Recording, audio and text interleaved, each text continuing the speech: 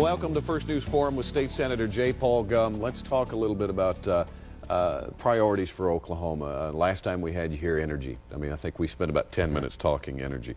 Now the economy has certainly been in the headlines a whole lot more since the last time we talked. Right. And then back to energy, Tebow and Pickens' plan. They've kind of gone into a holding pattern with that right now. What's priority now? Is it still the same? Well, I think it's going to be energy and the economy are going to be just like this because energy prices to a large degree drives what happens with the economy. And I think you're going to see some movement in the Oklahoma Legislature toward the Pickens plan, even though it might have slowed down as far as him building his wind farms. There's still going to be that need for us to be looking at alternative forms of energy.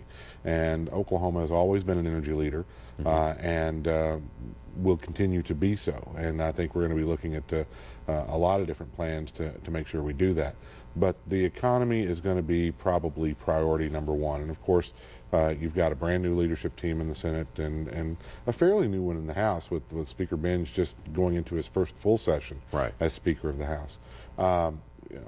This last week we got our first, not our monthly revenue report, and we're still bringing in more tax revenue than we were projected to bring in the state of Oklahoma for the last month reported. But as we say, there's that canary in the coal mine that you always worry about, and that was the motor vehicle tax collections was actually down. And that's probably the first thing people stop buying if they become nervous, and that is the big ticket items like new vehicles.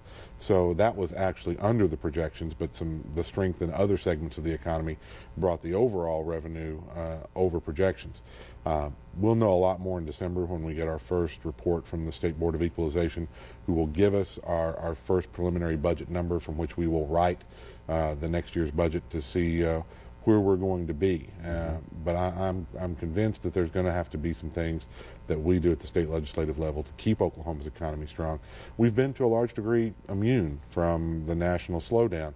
It's starting to reach out and grab us a little bit, but we've done well, primarily because of the strength of the energy industry, primarily because of the new exploration in the Woodford Shale area, throughout much of the viewing area in the northern end, in Marshall, Johnston, Cole, Pittsburgh, Atoka counties.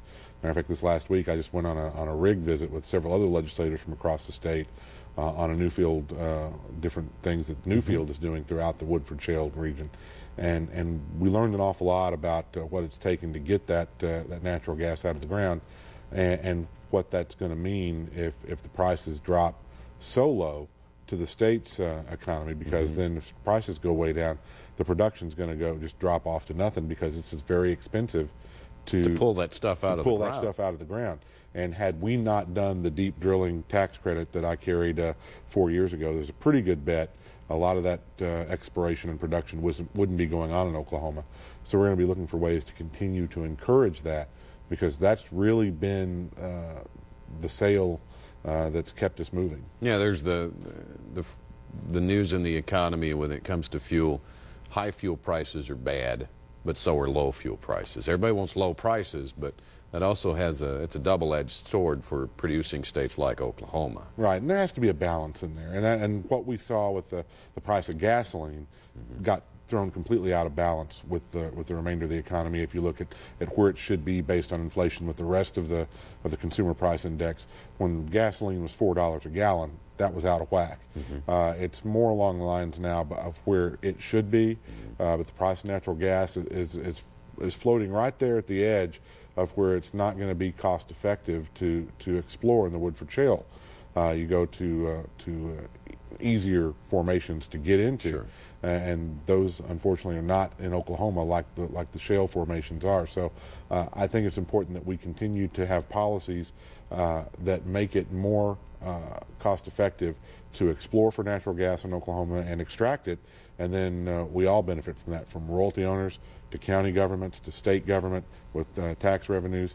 And if you got royalty owners getting their royalty checks, they're going to be spending that money in local stores and businesses, and that's why Oklahoma's economy has stayed fairly strong, because you have this ripple on through the entire economy, from retail to you name it, because of the wealth that's being poured into our region with these natural gas plays. The trickle-down effect affecting the auto industry. We've seen the headlines of GM and Ford and the economic bailout. They need bailing out, according to the auto industry.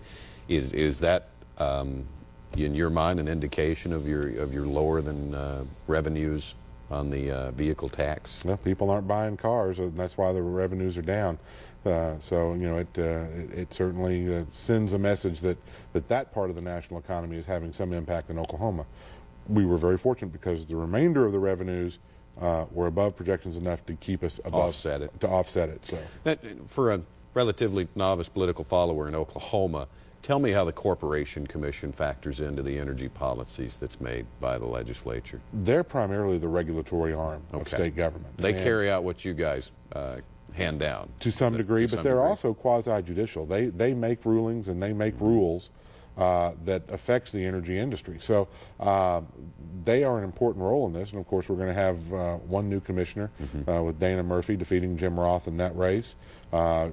Commissioner Cloud was reelected, so he's still there, and of course Commissioner Anthony is in the middle of his term, so he'll still be there. You had some hotly contested races with the Corporation Commissioner this time. A lot of TV ads that got negative quick. Commissioner Roth had a lot of money, and Dana Murphy had a lot of money, and that means that you go out and you buy a lot of ads, and they just duked it out on the airwaves, and it was a good battle. It got nasty, unfortunately, it did. and that's an unfortunate reality of politics these days. And I, as an example, heard Senator Inhofe say you have to define your opponent before they can define you. Right. And that's exactly what happened in that race as well. The Inhofe-Andrew Rice race was another hot one that just everywhere you turned around. And as far as political science and marketing, that was a pretty brilliant, in my mind, a brilliant job on both candidates' part. Inhofe won. Certainly. What do you see happening with Nick's Law? We've brought that up. That's one of those torches you continue to carry, and we're going to end up carrying this over to the next segment here on the other side of the break. But let's start off. Nick's Law. What's in store? I think our hill became a little steeper because in the House of Representatives in Oklahoma, the Republicans picked up 4 seats, and it's been the Republican leadership in the House that has been the absolute roadblock to Nick's Law, and they may very well be emboldened because they were able to not only hold their majority but expand on their majority. In the Senate, the changeover will have no effect. There are still sufficient votes to pass Nick's Law in the Senate. And we're going to get back to this very simple question. Give us a vote in the House. If we lose the vote, we'll take our Tinker Toys and wait for another day. But the truth of the matter is they know that the votes are there to pass it last time around. There may very well be the votes there to pass it this time around. We haven't polled all the new members, but I feel pretty confident that if people live up to their family values rhetoric that they talked about during the campaigns, here's a policy that absolutely values families and a good opportunity for people who talk about family values to live up to that rhetoric. To back it up. Let's continue this after the break on First News Forum. We'll get back into what Nick's Law exactly is. I did forget to bring that up for those just joining us. And Jay Paul Gumm, our guest state senator from Durant on First News Forum. We'll talk again on the other side of the break. Stay with us.